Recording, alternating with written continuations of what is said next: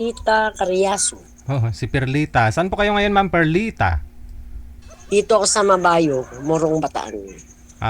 Murong Bataan. Okay. Ano, may Yes, gusto po kayong babatiin? Magpapaline up po ba kayo? gusto ko sana magpa-line up. Ah, gusto mo maghanap ng asawa? Kung pwede. Pwede Kung talaga. maayos. Oo naman. Ilang taon ka na po ba? Abay na po, matanda na ako 72.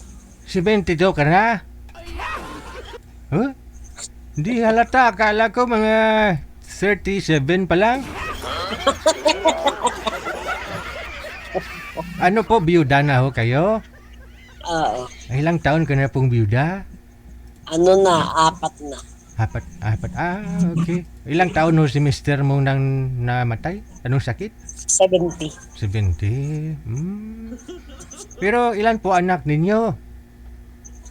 3 lang, puro lalaki, pero may pamilya na sila. Subali ikaw lang ho mag-isa. Dito sa bahay ko, isa ko lang. Oo.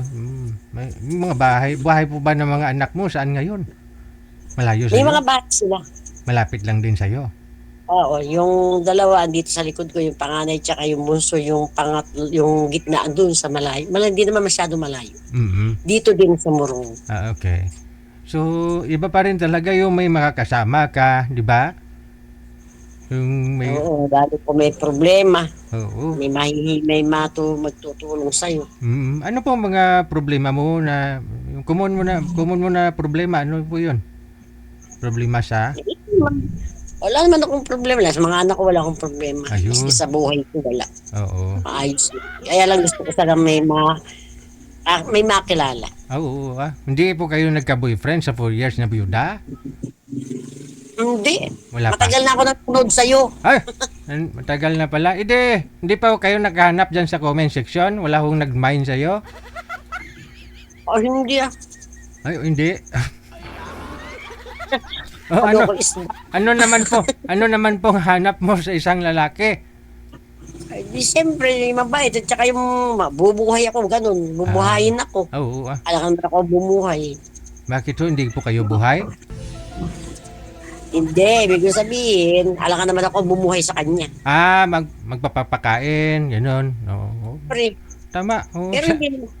pero hindi naman ako kailangan pakainin dahil meron naman akong konting ikinabubuhay. Kaya lang gusto ko din kasama.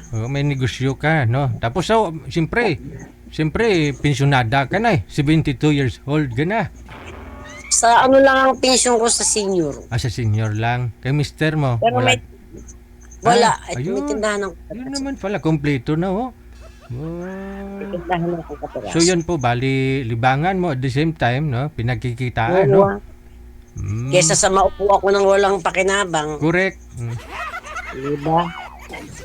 So, wala ho kayong kasama dyan, kahit apo mo man lang. Wala. Kasi yung mga apo ko, tigagalawang anak lamang yung mga anak ko. Okay. Yung bunso ko, madadalawa anak, may asawa ng isa, malayo naman sa kanya. Yun na lang bunso niya natitira sa kanya. Sige. Yun namang panganay ko, 2 din ng anak.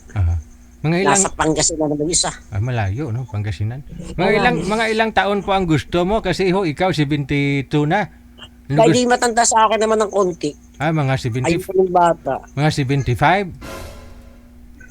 Baka naman yun hindi na makatayo. Hindi, mga 73, ganun. Oo, yung may edad ng kaunti sa akin, gano'n, kahit nakatimpantay ko kaya. Okay. Pero wag yung bata. Ayoko yung bata. Ayaw mo? Kasi pag medyo Nakakahiya. walang problema yun. Mayroon po kasi na bata na medyo matured na yung mukha sa'yo. Okay lang naman siguro yun. Bata pa ho kayo tingnan. Mukhang hindi ka 72. Akala ko nga mga 34. Oo. Tanungin ko mga viewers. Sabi nga ng mga viewers natin, no, akala nila 40 plus, 30 plus ka pa lang. Baka ho meron mamaya magpa-line up na edad 40, pero matured na yung mukha, okay lang sa'yo? Ay, ayoko yun. Matanda pa yung bunso ko. 45 na yung bunso ko. 45 na? Ayun lang. Sige. Hanap pa ho ako, ha? Andyan lang ho kayo, ha? Keep your line open. Sige. Bye. Sige lang. Thank you.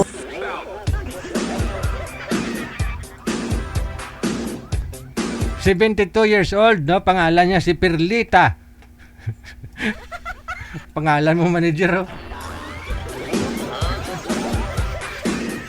PM po kayo sa Viber, no? Mga sir, yung kaidaran lang daw po niya. Nahiya naman daw po siya pagbata pa yung yung lalaki. Dapat to kayo ang magpo-provide, kayo ang magbubuhay sa kanya ba? Hindi yung kayo ang bubuhayin ni madam. Oh. Maganda ho yan, may tindahan po siya. At least may makakasama ho siya magbubuhat-buhat ng mga kahit soft drinks, no? Extra income din po yan.